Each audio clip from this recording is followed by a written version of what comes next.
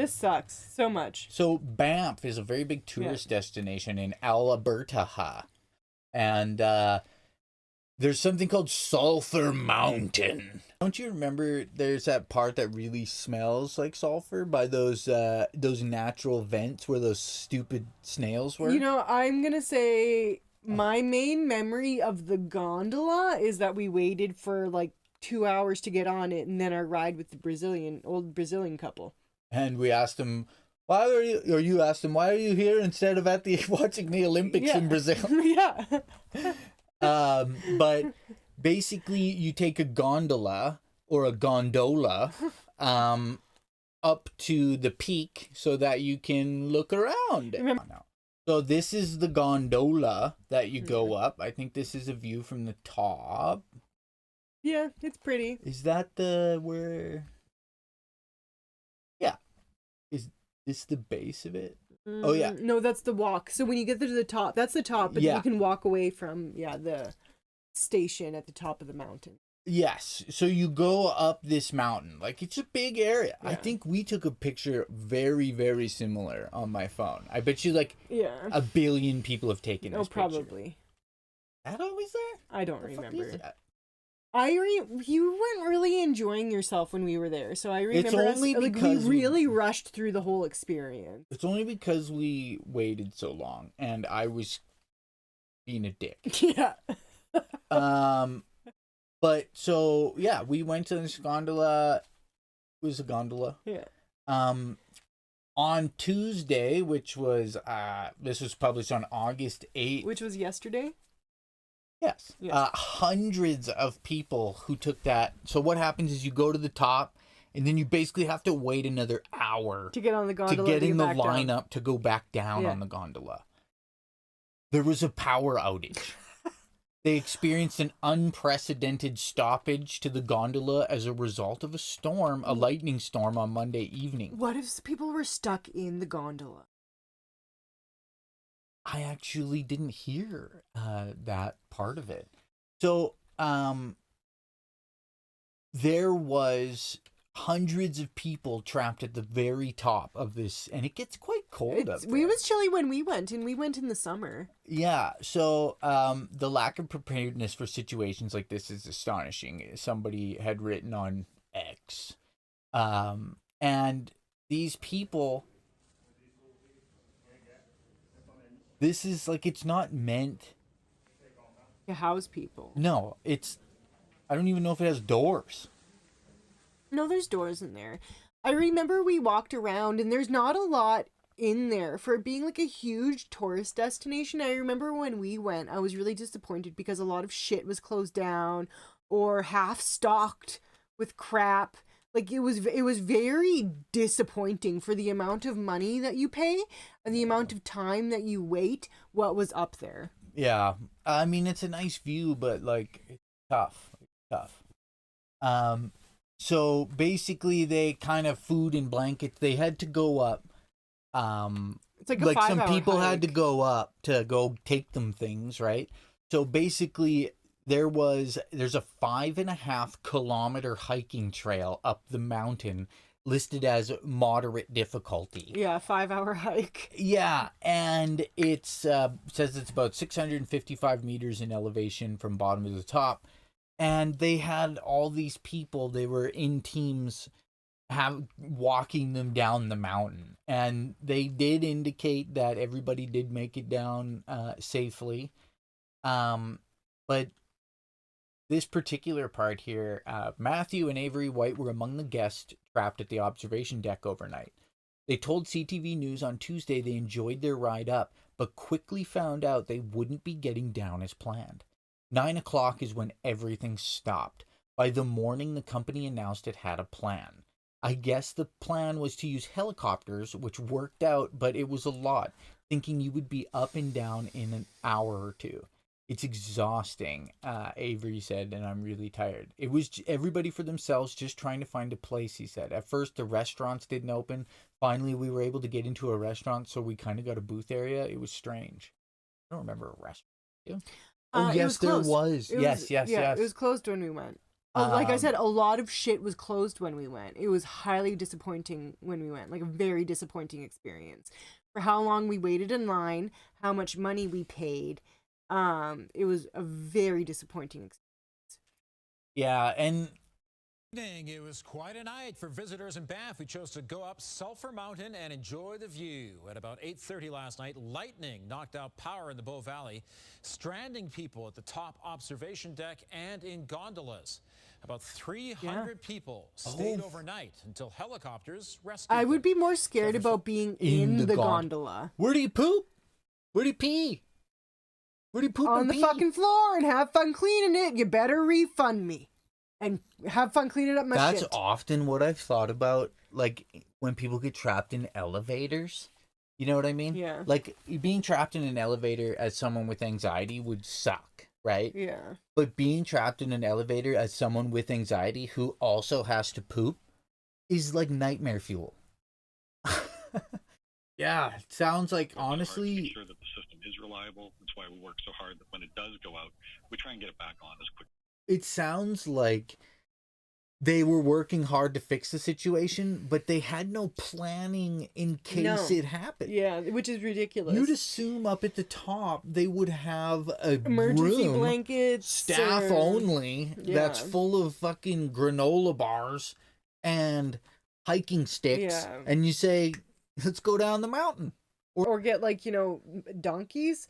When I climbed Mount Sinai, there was lots of old ladies riding donkeys to the very top. I don't know. Would you say donkeys? Yeah. Yeah. Just ride some donkeys. Just yeah, put a bunch of donkeys in bunch a of storage donkeys. closet. Yeah. Just kidding. Or a bunch. They should just go and buy all of those. What are the wheelies? Those shoes with Oh, the wheelies. Yeah, circles. that's a with great the idea. circles in them. This actually infuriates me to no end. We actually talked about this once I seen it for a while. Google is trying to pull a Musk, and it's inviting people for a small fee of $99 a night to sleep on its campus hotel to help transition to the hybrid workplace. No. Work-life balance. No. So as part Also, if you're going to require me to sleep at work, I'm not fucking paying this for is it. this is what they do at Foxconn, at those manufacturing places that install nets so people can't jump out windows. This is like fucking industry towns, like in all of those backward Hershey, states. Pennsylvania. Yeah, where it's like all those coal towns, like the ones that are like the Appalachias that are falling apart, where you're like... It's not even that they say, oh, for being an employee willing to work hours and stay overnight, and not say like you're like, oh, I'll burn the midnight oil and just stay at work and then continue the next day. No, they say you have to pay to stay. It's so in an effort to try and lure back its employees after doing the with COVID, figuring out, oh shit, most of these people don't have to work in this building that we've paid billions of dollars to construct. That's like an adult McDonald's play fucking structure. But they're trying to normalize this.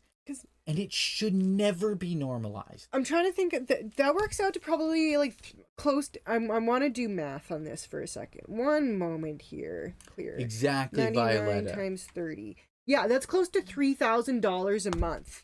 That's more than fucking rent. Well, it's just or like, a mortgage in a lot of places. Like Elon Musk was apparently the first one to do it because he repurposed several of their office workspaces into hotel bedrooms so employees wouldn't have to commute. It just highlights... Can't they do their job remotely? Yeah, and your fucking computer, like you're a digital asset. Yeah, unless you're like a janitor A for server, the building. unless or, you're repairing server racks. Yeah. Or, like, what do you need to be... Most of these people can fucking work remotely. But that's the thing. Elon Musk doesn't want people working remotely because he can't micromanage them then. The thing that I found the most interesting about getting rid of working remotely is in a problem where we have grid issues with the amount of power consumption, especially in these older commercial buildings that have very poor heating and cooling systems, having people work at home shifts all of that. So the person who's now thankful that they can eat the groceries out of their own fridge at lunch is willing to pay for their own internet, home heating and cooling costs, instead of the company having to pay thousands upon thousands to waste extra energy on the grid. Yeah. But no, that's not good enough, because we can't possibly turn this into a homeless shelter or a food bank. You know, what are we supposed to do with this building now? Oh, gross. Helping people? Ugh. Yeah. And like, basically, they're trying to pitch it as saying, like, just imagine no commute to the offices in the morning. Instead, you get an extra hour of sleep and there's less friction. Frictionless. You could walk out of your room and quickly grab a delicious breakfast and get a workout in before work starts. Likelihood of me, like, throwing myself out of the window to, like, you know, unalive myself goes up, like, exponentially. Well, yeah, like, they're probably going to slip lithium in all of the food and stuff, so everyone's walking around super happy.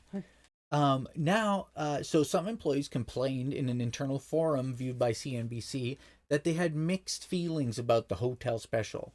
And one employee wrote, "Now I can give some of my pay back to Google." Exactly. Another employee reportedly acknowledged that a month's stay at an on-campus hotel would be $3,000 a month.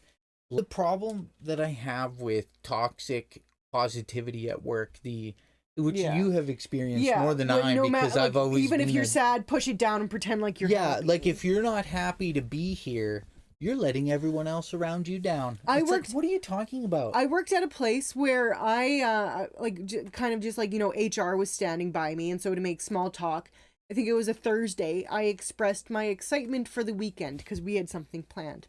And she said to me, "You know, you talking about how excited you are for the weekend really tells me that you don't want to be here."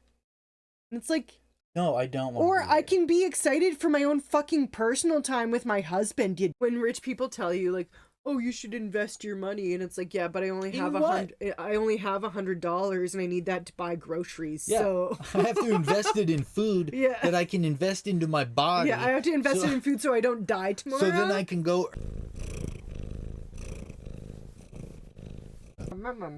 This is basically the content that we just decided this is what we're just going to stream today, as long as Jinjee wants to hang out. Yeah. As long as Are you Jinjee... okay with that?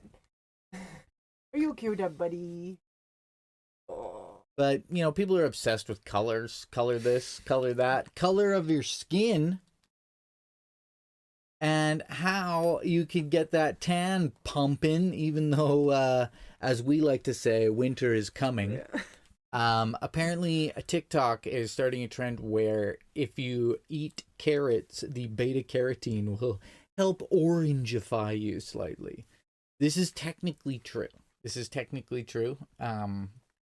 So we've seen this person pop up in the past. She basically encourages insane. people, like, not to move their face muscles at all, so you stay wrinkle free. Yeah, like, literally her entire thing is about how she's managed to make it so that her face will never show a wrinkle, because she never really smiles, and she smiles without engaging the muscles underneath her eyes. So she does like facial exercises, like micro movements in her eyes, like.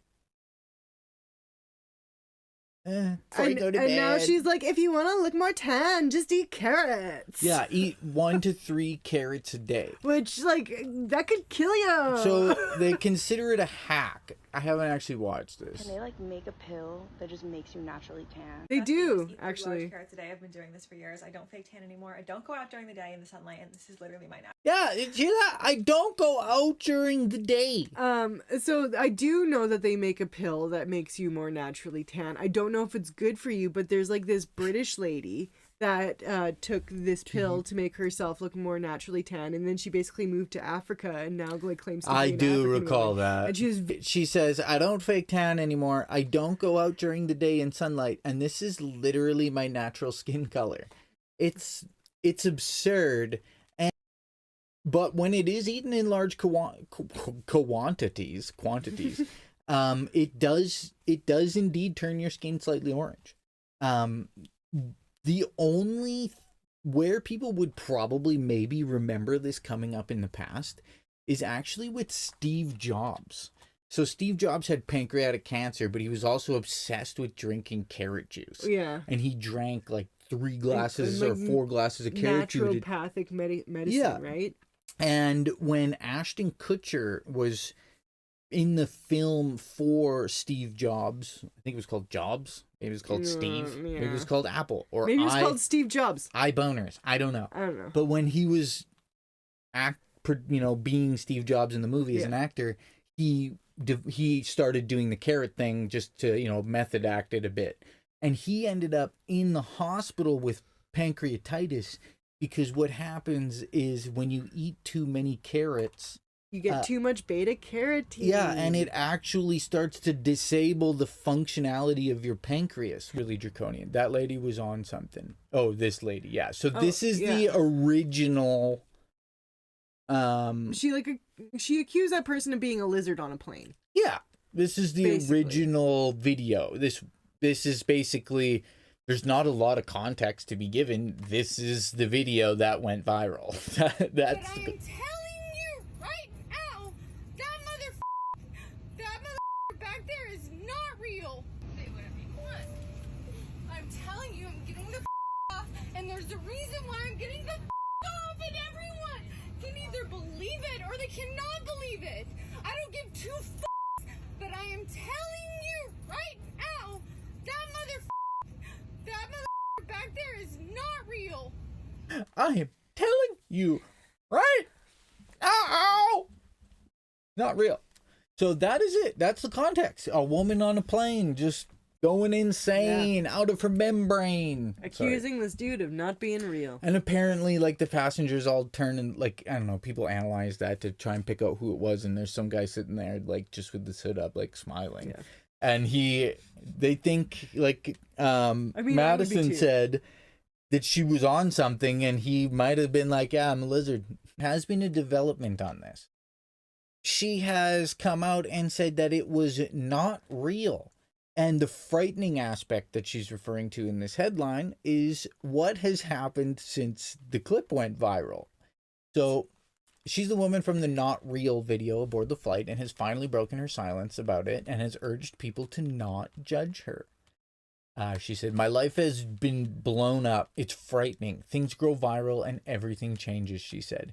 No one knows anyone else's story and no one should judge. No one knows what it's like. Marketing entrepreneur, which is apparently her, added that people have been staking out her home as well as neighbors have been going through her mail, and some of the videos are inaccurate.